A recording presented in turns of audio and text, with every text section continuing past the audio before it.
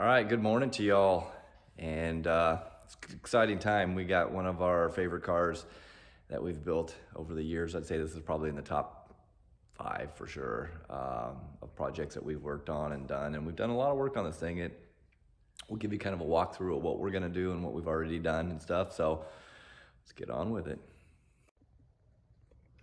All right, this is Mike Casey's 1970.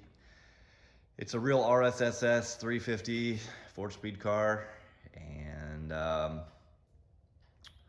guess we'll start with what we've already done to it. So we have another video, and I think it's on our other YouTube channel that, anyways, long story. So this has our full 2G suspension set up on it with coilovers in the front. It's got our C5 brake setup. It's got a set of our Riddler 650 wheels on it.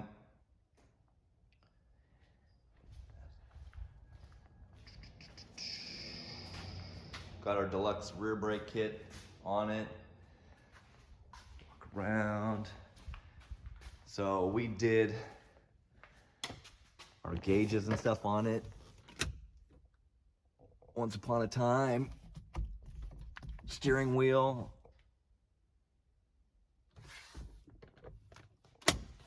Did some Corbeau seats in this thing.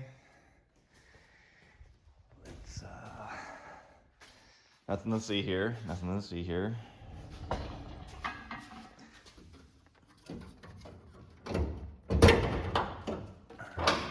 And we did a bunch of stuff under the hood. We did a Terminator X. No, it's not a Terminator X. It's a Holley Stealth. I don't know what the hell they call that thing. Holley Terminator Stealth. It's not a Terminator X, it's a Terminator Stealth using the HP computer versus the Terminator X computer. Way better setup. We don't know if this is a stock 350 or not. We haven't really cared that much to figure it all out, but got one of our steering boxes in it. We upgraded the entire brake system, did all new lines and all cool stuff in it. So we did one of our closeout panels, and here's what we did with the narrow radiator. We notched it. He wanted to keep his stock fan, so for you guys that want to use our closeout panel with a stock fan, it is possible. We basically just notched the back of the fan shroud, and then we're able to just mount the fan shroud directly to the closeout panel. Works great. So anyway, so what we're gonna do to this this car, is it's getting this LS3. This LS3, it's just a normal crate engine. Actually started life as a 480 horse. We put a Brian Tooley Stage 2 cam in it, and valve springs, and really that's about it. It's gonna get these cool Holley valve covers that has covers that go over it, that hide the coils. They're gonna look a lot like those when we're done. So we got that. Walk over here to big, huge pile of parts. We've got new radiator. We've got a TKX 5-speed in that big box there. We got all our clutch stuff from McLeod. And one of the things to point out to you guys, we're a big Holley dealer. We do a lot of Holley stuff, but one of the big things that we do is we get a lot of stuff sent here from Holley. And Holley makes some awesome EFI stuff. I really love their EFI. But I will tell you, we work on snipers, we work on the Holley Terminator X stuff, we work on their HP, their Dominator stuff. And I will tell you, you get what you pay for. The HP and the Dominator stuff is leagues better. So this setup here is for the LS3, and it uses the HP computer versus the Terminator X. And you know, if you look at the price on what these things cost, it's pretty significant difference. I want to say it's, you know, $700 or $800 for the you know, the setup. But you know, really where you're cutting the corners is you're cutting the corners on the ECU. The ECU in the Terminator X was made for you guys out there, really for the guys that don't want to pay what it takes to I don't want to say do it right, but to do it the best way.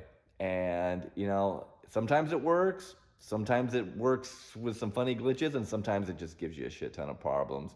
And we've seen that with other companies like Phytech, like their shit just doesn't work ever.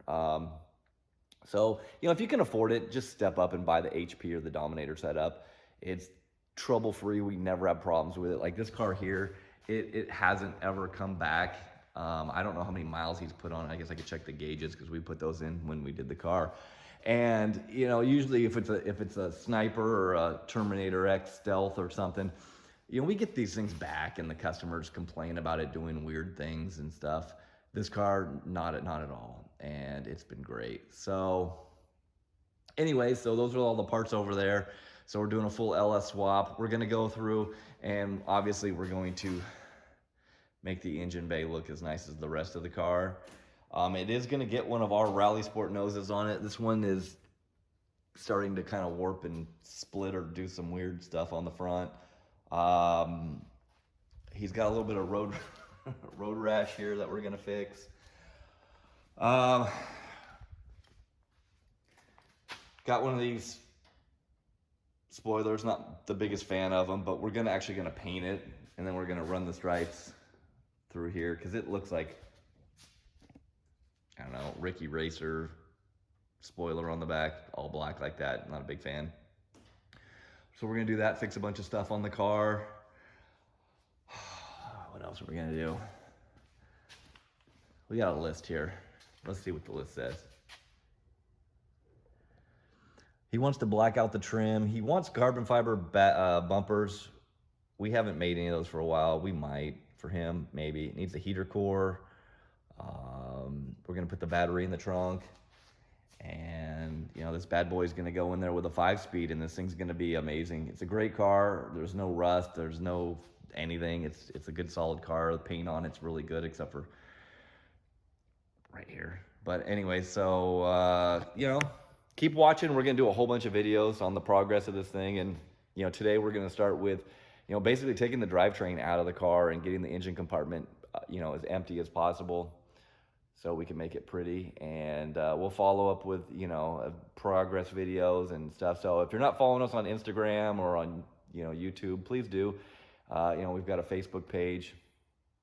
So we do lots of cool stuff, and we try to give you guys insight on what you can do and how you can do it. If you guys want to see anything specific, let us know. So we appreciate it. Thanks for watching.